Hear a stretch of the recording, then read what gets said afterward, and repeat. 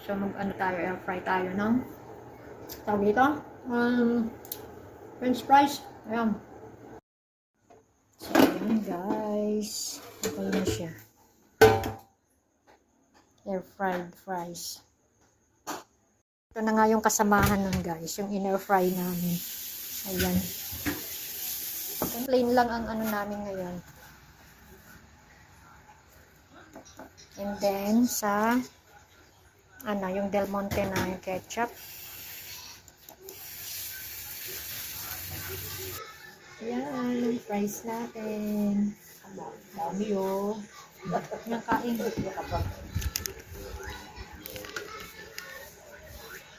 Alin dyan, malamig na. Mainit. Ayun ka pala. French fries din daw. Fries. Nga. Kawang mapait. Mabait naman kayo.